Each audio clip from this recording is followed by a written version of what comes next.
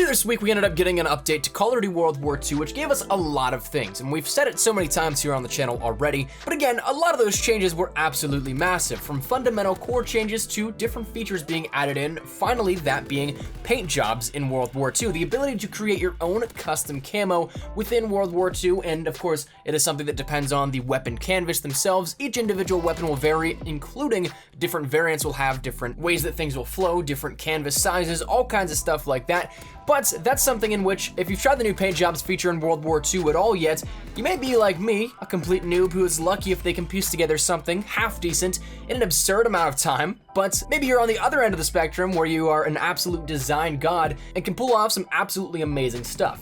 But regardless of which side of the spectrum you fall on in terms of creation of in-game art, I'm fairly certain that we can all agree on, if you go and take a look at the majority of, if not all, depending on when you watch this video, a large portion of the top paint jobs, especially as of the launch of it. I know they probably have gotten better over time, but a lot of them are complete eyesores. So I figured with this, we'd start a new little series here up on the channel and take a look at some of the hidden gems throughout the community, both in camos and recurring creators who craft up some of the coolest paint jobs out there.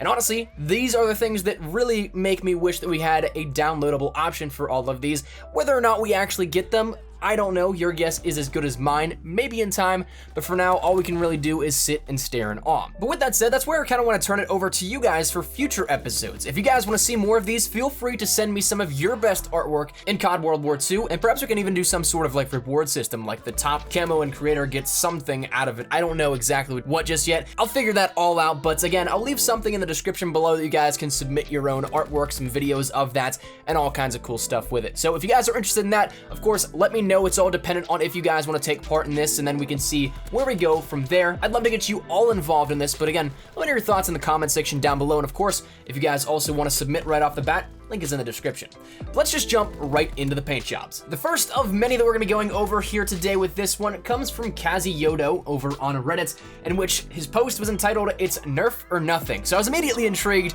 of course, whether or not you want to consider it a meme, because it's kind of transcended the last 10-15 years or so. While a generation has grown up with Nerf guns and everything, we end up seeing that his camo is actually a great play on that. The creativity was fantastic. It's a fairly straightforward and simple design here, a blue canvas over top of it, but the Nerf logo prominently displayed there, with of course the blue being that bold blue that really defined so many of the Nerf guns back in the day. So that's going to be one that really kicks it off here for this episode. I really enjoyed this one here, and again, compared to some of the other ones, it's fairly straightforward and simple, but just the creativity is what really drew me in with this one. Next up on the list, we're gonna be going to a blast from the past with organic elements and his camo, in which it's once again a throwback to Modern Warfare 2, the days of Red Tiger.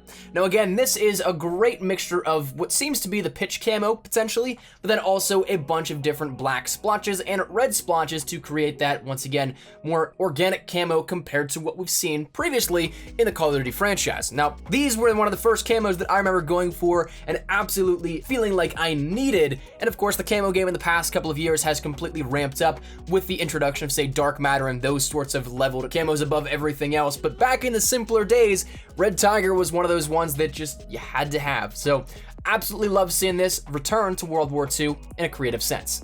Next up, we have Heisenberger coming in with, once again, one that's a little bit simpler, but again, the creativity is what really drew me in with this one. The design for this one is called 8 Ball, in which, as you can see, the PPSH is what, again, seems to be donning that pitch camo and making the entire canvas with the magazine and everything all black, so it makes it a lot more immersive than that of if you did not have the camo on board with this. So it's a nice little combination of camo and paint job to create a little 8 ball effect. Simple, sweet, and effective, and I absolutely love it. The next one we're moving on to is from Gam Squirrel, in which this is where we start to see a lot more layering come into play with the rest of these camos, and some will still again be a little cleaner, but we start getting into the really hardcore stuff now. And this is a little bit of a Nebula and Galaxy design, one that I think is honestly executed very well. You'll see that some people take this to the extreme in some of the camos coming up, but this stuff still blows my mind. I could never pull something off like this, so absolutely massive kudos to anybody that attempts and can pull it off. And I think that Gam Gang of Squirrel definitely pulled this one off incredibly well. And quickly before we jump into the next ones, honestly, I gotta give massive credits to anybody that does paint jobs on the more elongated weapons, because the further out your zoom goes, so if you have, say, an SVT compared to a grease gun, that SVT is gonna be way farther out compared to the very close and focused handle of the grease gun.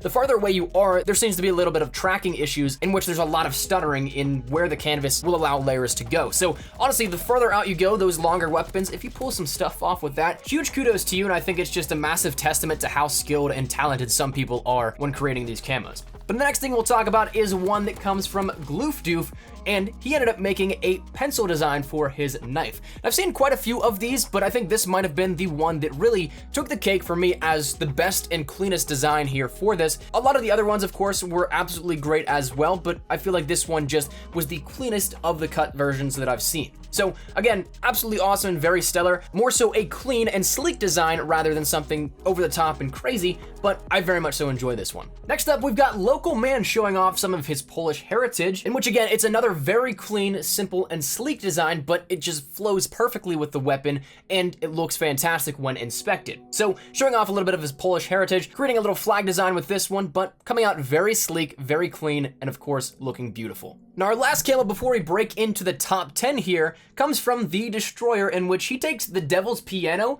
quite literally. He ends up making this one mimic that of an actual piano, putting keys on the top, and of course having the music notes on the side as well. And I think it might have been this one or another one that Sledgehammer actually featured in the community update as of yesterday as a part of their community spotlight. So definitely awesome to see that recognition and the cool little pun and play on words with the Devil's Piano itself on the MG42. I think this one turned out brilliantly. I think that the execution of it was perfect, and I think that it hit the nail right on the head. So definitely a nice one to round us in to the top. Also, before we jump into the top, just realized that another Redditor actually did this as well by the name of Macmillan, so huge shout out to him as well. We only get to see the side design with this one, but definitely still an awesome piece of artwork. Now, rounding us into the top 10, we end up having Suicide Force coming in with dual 1911 totalized 2 variants, by the way, taking full advantage of that beautiful new heroic that was for free a couple of days ago as of the daily order from Major Howards. But he ends up calling these ones Warbird, in which, again, the dual purpose 1911s. What I really love about these ones are the symmetry of them, in which they just completely round out both sides, I think, perfectly. And I love the sleek color design as well. It's nothing too flashy. It fits the already dark and gold theme of the 1911 totalized 2. So I think that this was just executed perfectly. I think the design is cool, cartoony, and not really over the top, too flashy, but definitely fits the 1911s nicely. Number 9 is one that honestly probably took a lot of time to create, but one that I just find hilarious because it's something that is so real. If you guys have ever bought something from a store and you have to take a sticker off of it and it just does not come off, it's the most irritating thing ever. And that is the premise of Taylor Hammer Dye's camo on the shovel, in which it's simply a barcode sticker, but it's perfectly executed. It looks flawless, and of course the animation just caps it all off because it almost looks like they're trying to scratch that sticker off or try and peel that corner. But of course, as we all know, if we've been in that situation, it's gonna take a little bit more than just a little scratch. So, of course, this doesn't necessarily cover the entire canvas of the shovel, but I think that it's hilarious in the sense that it is, again, all too real. Coming in at number 8 again, though, is Gam Squirrel, and this time it's not gonna be one simple camo, it's gonna be a couple, because this was something that was a showcase of 4, but I figured that we'd end up putting a few of these in because they honestly look fantastic. The texturization of each of them is individually fantastic, and they all look great. The first one being a little bit of a rainbow SVT, which might be a little too flashy for some people. You have those bright, vibrant colors, but when you take a look at some of the other ones, they might fit more into that narrative of what a lot of people like with camos, especially in World War II. Not necessarily too flashy, but still absolutely beautiful. One being a Nebula on the shovel. Then we end up having one that honestly I think reminds me of a lot of the case hardened skins from CSGO, that being an M1 Garen paint job, which honestly I think is my favorite out of these 4. And then we have a little bit of a fall camo on the stand. So of course all of these looking fantastic. Gonna group them all into one because they were all uploaded at the same point in time, and again follow similar patterns to what we've already seen and individually amongst each other. So definitely love all of these, and that's gonna round us out into the number 7 spot. That's gonna go to my man, Stop the Damn Train, CJ, in which he ends up doing a little bit of a variation of what we see as the top camo in Modern Warfare Remastered. This being a slight red exclusion zone camo, which honestly I think he perfected nicely, and utilizing that camo for the Totalize 2 variant to his advantage, as we've seen with a few weapons previously, but it keeps that blackened camo going across the board for everything on the weapon, even to the areas that you cannot edit yourself. So throwing in that red exclusion zone, it looks great. It looks like a broken up and molten canvas. I quite enjoy this one, but we'll get to a little bit more on exclusion zone in just a second. Number 6 is gonna go to Dis of Borg, in which he ends up, again, playing with the camo and the canvas itself to give a more sort of personified, wholesome look to this paint job, in which he calls Killer Wasp. Mixing the gold camo with the canvas color of yellow, he ends up being able to show off, again, a little more simple and a sleek version of this, but prominently displaying a wasp logo in the middle with a little bit of a rising sun effect extending outwards, which looks fantastic when viewed as a whole. And this one, honestly, I'm quite a fan of. I would love to download this one. Number 5, I'm definitely gonna need a download feature for, because this is still my one regret out of Black Ops 3 is not finishing the camo challenges. He ended up creating Dark Matter in World War II, in which it's not animated, but it still looks absolutely fantastic. The use of the colors and the gradients involved, well, it actually looks like a very good replica of what we saw as Black Ops 3's top camo. So for this, I'm incredibly jealous. I wish so badly that I could download this paint job in particular, but unfortunately, we'll just have to wait until the COD gods, bless us, or if Sledgehammer just decides, you know what, let's push this out, in which I'm really hoping they do, because these sorts of things, like this camo, are absolutely amazing. So that's gonna round us out from the top 5 spot into number 4, and that is gonna go to Lastronica with an Axis paint job on the Haywire 2 variant. Personally, I think the Haywire 2 is probably one of the best variants in the game as a whole, but whenever you add something that is a mixture of an already red and black theme, again, already tying in that camo to the variant itself so you cover the entire weapon, not just an editable canvas, this is when we start to see some really cool stuff. So this Axis paint job, once again, playing on that German narrative of what we could see for the Axis powers, but it looks fantastic. A little mix almost of what I think would be the Red Baron, but also the Haywire 2 with some slight different decals in on that, but again, turning out greatly. That's gonna move us into the top 3, in which I promised we'd come back to some exclusion zone, and Mr. James Sink HD. Honestly, this is probably the best replica that I've seen of this thus far. I've seen some people attempt it, but this looks spot on. Save for the animation that, of course, would be happening in Modern Warfare Remastered if you ended up getting that top camo. This is honestly a perfect replica, I think. I think that this is also the perfect choice of weapon you can use this on, because it showcases everything you'd have compared to what was maybe the G3 in Modern Warfare Remastered as well. It is a great replica here of this, and this one, I wonder how much time it actually took, because it looks fantastic. I would not have the patience to sit through this one, and again, that's another one that I need to download if a feature ends up coming to World War II. But moving over into number 2 now, we're gonna be going to one that again was featured by Sledgehammer, but is one that is fantastic. This coming from King Toll, and it's an M1 All-American variant. Now, a while back, we ended up seeing that there was a variant of the M1 that was American themed, but this one is almost as if a little bit of a banner style instead of just what we saw as a replication of the flag on the weapon itself. And this one turned out fantastic. It is a lot of curvature, and I don't know if you guys have tried curving things in World War II's paint jobs, but it is tough to match everything up perfectly like that. And